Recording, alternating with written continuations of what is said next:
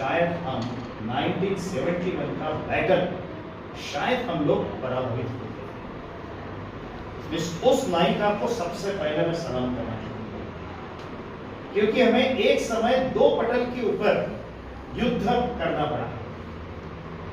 जब उन्होंने युद्ध छेड़ा तो इस पर्टिकुलरली बांग्लादेश में जो बंगाली थे, बंगाली लोगों को उनका कहना था कि आप बंगाली भाषा तय करो, क्योंकि अभी आप भारतीय नहीं हो, you are no more Indians, you are Pakistan. क्योंकि जब भारत को आजादी मिली तब आज का जो बांग्लादेश है वो पूर्व पाकिस्तान था, और आज का जो पाकिस्तान है वो पश्चिम पाकिस्तान था। और उनके जो प्रमुख थे उनका नाम था रहमान। ये इलेक्शन जीत गए और उन्होंने अपोज किया कि हम बांग्ला भाषा जो है, बंगाली जो भाषा है वो भाषा हम तय करेंगे नहीं, हम बोलेंगे। उन लोगों का इनके ऊपर स्ट्रेस करते थे कि आपको उर्दू भाषा बोलनी पड़ेगी, और यही जो कॉन्फ्लिक्ट था इसके ऊपर उनकी आपस में लड़ाई शुरू हुई। पश्चिम पाकिस्तानी लोग पूर्व पाकिस्तानी लोगों को अपना नहीं मानते थे, ऊंच नीच की भावना उनमें थी, और उन्होंने बहुत उनके ऊपर अन्याय किया, अत्याचार किया। 1 लाख वहां के जो बंगाली थे उन लोगों का उन्होंने कत्ल किया। बहुत सारे महिलाओं के ऊपर बहुत अत्याचार, किसी भी महिलाओं को उठाकर भी लेकर जाते थे, ऐसे बहुत फंसे। और उसके लिए जो अभी मेरे कैडेट्स ने जो बताया था जनरल नियाजी, तो लेफ्टिनेंट जनरल नियाजी को वहां पे डेप्यूट किया गया पाकिस्तान आर्मी की तरफ से, और उनकी 1.5 लाख की आर्मी बांग्लादेश में डेप्यूट थी। हम लोगों का पहले से मसूद था कि हम किसी के इसमें कभी भी नहीं गिरेंगे जब तक हम लोग हेल्प नहीं मांगते। हमारे भारत का यही इतिहास है कि भारत के इतिहास में हमने आज तक कभी भी किसी भी देश के ऊपर आक्रमण नहीं किया, लेकिन हमारे ऊपर यदि किसने आक्रमण यदि किया तो हमने कभी उनको छोड़ा भी नहीं है, और हमने जीत हासिल की हुई है। बांग्लादेश के जो लोग थे वो हमें सपोर्ट मांगते थे, तो रहमान ने हमें सपोर्ट मांगा। हमने कहा अनऑफिशियली हम सपोर्ट नहीं दे सकते, क्योंकि वर्ल्ड की पॉलिसी थी, यूनो की पॉलिसी थी, किसी देश के इंटरनल मैटर में हम लोगों ने ध्यान नहीं दिया। लेकिन उस समय जिसको आयरन वुमन कहा जाता है, iron woman of India, that lady was prime minister of India and she was Indira Gandhi. Indira Gandhi ने कहा कि बंगाली लोग हमारी हैं, हमारे भाई हैं, हमारी बहनें, हमने उनको मदद करनी ही चाहिए। और इसीलिए उन्होंने सेना के जो प्रमुख थे, उस समय सेना के प्रमुख थे जनरल, जो उनका नाम था जनरल मानेक शाह। मानेक शाह को बुलाया गया और प्रधानमंत्री इंदिरा गांधी ने उनके सामने प्रस्ताव रखा कि हमें पाकिस्तान के साथ शायद युद्ध करना पड़ेगा। उस समय जनरल मानेक शाह जी ने कहा कि हम लोग युद्ध के लिए तैयार नहीं हैं, मैं मेरी फौज मरने के लिए युद्ध में नहीं उतारूंगा।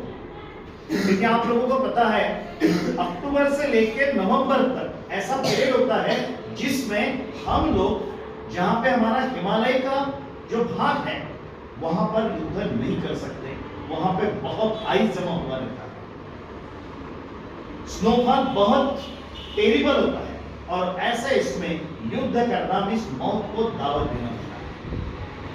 इन्होंने साफ साफ इनकार कर दिया। इंदिरा गांधी को बहुत बुरा लगा, उन्हें लगा कि एक प्रधानमंत्री आदेश देने के बाद जनरल सुनता नहीं है। उन्होंने कहा कि I am ready to resign, लेकिन मैं मेरे सैनिकों को मरवाना नहीं चाहता। उन्हें बहुत बुरा लगा। उन्होंने कहा जब युद्ध करने का हम लोग आपको बोलेंगे तब आप हमको परमिशन दीजिए। और ऐसा इसमें क्या हुआ कि हमने बांग्लादेश वासियों को मदद देना शुरू किया, उनकी मुक्त वाहिनी करके एक दल खड़ा किया, और मुक्त वाहिनी के माध्यम से बांग्लादेश वासी पाकिस्तानियों के साथ उन्होंने लोहा लेके रखे। फिर उन्हें लगा कि अभी भारतीयों ने उनको मदद की हुई है, इसलिए पाकिस्तान ने बिना बता के 3 दिसंबर 1971 को उन्होंने हमारे जो 4 एयर बेस थे उनके ऊपर अटैक कर दिया और चारों जो हमारे जो बेस थे वो बेस उन्होंने उड़ा दिया। फिर हम लोगों को चैलेंज मिला और हमारी लड़ाई शुरू हुई। 3 दिसंबर 1971 को हमारी लड़ाई शुरू हुई। जब हम युद्ध में उतरे उस समय ब्रिटेन पाकिस्तान की तरफ से था, अमेरिका पाकिस्तान की तरफ, और बाकी जो अमेरिका के जो मित्र राष्ट्र थे उन्होंने पाकिस्तान को सपोर्ट कर। ऐसा इसमें हम लोग अकेले गिरे थे और ऐसा इसमें ये जो नायिका जो थी, जो अननोन नायिका थी, अनामिक थी, उसने हमें बताया कि उन्हें यह पता है इंडियन आर्मी भूमि के ऊपर कभी पराभूत नहीं हो सकती। इन्हें यदि पराभूत करना ही है तो समुद्र के लड़ाई में करेंगे, नौसेना के लड़ाई में करेंगे। और हमारी जो टैंक थी वो टैंक बर्बाद करने का उनका प्लान था। आप लोगों ने शायद राजनीति फिल्म देखी होगी, उसमें देखी। हमें पता चला कि हमारी यदि टैंक बर्बाद हो जाती है तो भारत पाकिस्तान की लड़ाई में पाकिस्तान की जीत होगी और नौसेना में उनका पूरा कब्जा होगा। जब हमें यह पता लगा तो फिर हमारे आर्मी ने दोनों भी जगह पे, एक ही साथ 2 जगह पे, पूर्व बॉर्डर एंड पश्चिम बॉर्डर, दोनों जगह पे हम लोगों के जवान डटे रहे। जैसा अभी इसने बताया था कि इसमें सबसे ज्यादा कैजुअलिटी हुई, सबसे ज्यादा लोग उसमें जख्मी हुए, सबसे ज्यादा भारतीय सैनिक उसमें मारे गए। 12,000 सैनिक उस युद्ध में जख्मी हुए थे। 2,803 सैनिक मारे गए, शहीद हुए। इतनी बड़ी कैजुअलिटी आज तक हिंदुस्तान की किसी भी लड़ाई में नहीं, क्योंकि आप लोगों ने बॉर्डर फिल्में देखी होगी। बॉर्डर फिल्म में एक तो आपको ऐसा है कि जिस जहां पे उन लोगों की हार बिल्कुल निश्चित थी। हमारे पास हार्डली 2 सेक्शंस थे, 1,000 सैनिकों के साथ हुआ, जिसका दृश्य आप लोगों ने बॉर्डर फिल्म में देखा है। सनी देओल उसमें लीडिंग करता है। तो ये जो है ये स्पिरिट होता है और केवल 13 दिन में हमने लड़ाई की। फिर क्या हुआ, हमें रशिया ने मदद की। रशिया की युद्ध नौका आई और रशिया ने अमेरिका को धमकी दी, ब्रिटेन को धमकी दी, यदि आप इस लड़ाई में उतरते हैं तो हमको आपके अगेंस्ट उतरना पड़ेगा। अपने आप ब्रिटेन की नौका वापस गई, अपने आप अमेरिका की नौसेना वापस चली गई और हमारा और पाकिस्तान का दोनों का उसमें युद्ध में हम लोग एक मिनट के सामने। हमारे सैनिक का जाबाज, हमारे सैनिकों ने अपना पूरा समर्पण दिया और इस लड़ाई को पूर्णविराम दिया। जब जनरल नियाजी के सामने 14 दिसंबर को हमने ये लड़ाई लगभग खत्म कर दी, 12 दिन में हमने लड़ाई खत्म कर दी। 14 तारीख को नियाजी को हमने संदेशा भेजा कि you will have to surrender. तो उन्होंने कहा कि हम लोग सरेंडर करेंगे लेकिन पब्लिकली नहीं करेंगे, इस ओपन नहीं करेंगे। शर्म आती है एक सैनिक को सरेंडर करते समय, और मौत स्वीकार लेगा लेकिन शरणागति नहीं स्वीकारता है।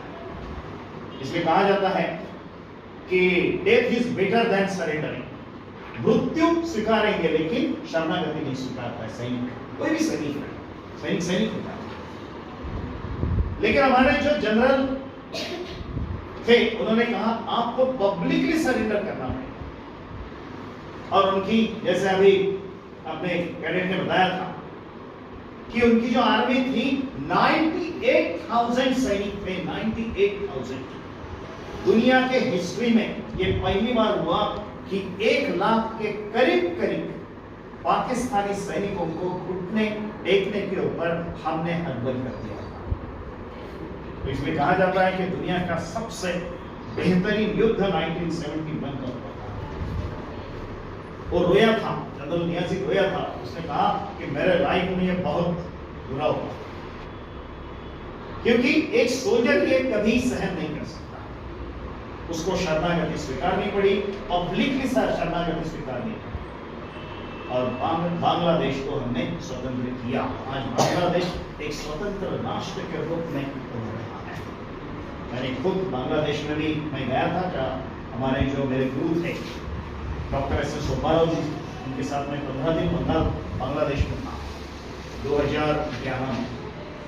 तो मैंने देखा ढाका कैसा है या बाकी नौखाली कैसा है। ढाका से लेकर नौखाली तक हम लोग घूमे थे।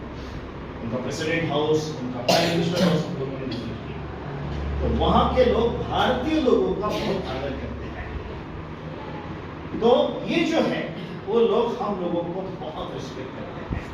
और उन्होंने जो उनका जो राष्ट्रगीत जो चुना है वो भी राष्ट्रगीत रविन्द्रनाथ टैगोर जी ने लिखा है। जैसे हम लोग जन गण मन अधिनायक जो है, ये जो गीत हम राष्ट्रगीत के रूप में स्वीकारा है, वैसे ही आमार सोनार मांगा आमी कुमार कुमासी, ये जो फेमस जो गीत है, ये फेमस राष्ट्रगीत के रूप में वो लोग सुनते हैं। मैंने लेकिन एक चीज वहां पे देखी भले सर, हमारे लोगों में जितना राष्ट्र प्रेम नहीं है उससे कई पर ज्यादा राष्ट्र प्रेम बंगाली लोगों में है, बांग्लादेश। यदि के राष्ट्रगीत चलता हुआ होगा या कहीं सलामी दी जाती होगी, वहां का नागरिक रुकता है। हमारे यहाँ वो रिस्पेक्ट नहीं है। जब बांग्लादेश में प्राइम मिनिस्टर हाउस में बोलने का जब मुझे मौका मिला था, तो मैंने ये बात कही थी। वहां के यंगस्टर्स थे, उन यंगस्टर्स के सामने मैंने कहा कि जिन युवाओं में राष्ट्र का स्पिरिट भरा हुआ हो, वो राष्ट्र एक दिन प्रगति करता है। राष्ट्र के प्रगति के लिए आप सभी लोग बहुत इंपॉर्टेंट है। और इसलिए कहा जाता है youth are builder and architect of nation. युवा ही अपने देश के निर्माता होते हैं, युवा ही अपने देश के शिल्पकार होते हैं। तो इस विधायक से हम लोग यही सबक लेंगे। आपके ऊपर बहुत बड़ी जिम्मेदारी है इस देश की, इस समाज की।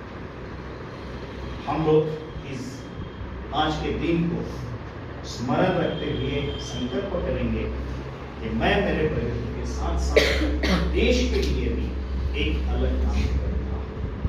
जैसे हम लोगों को बताया गया, डू ऑलवेज बेस्ट। आप कहीं पर भी जाओ, बेस्ट करना है।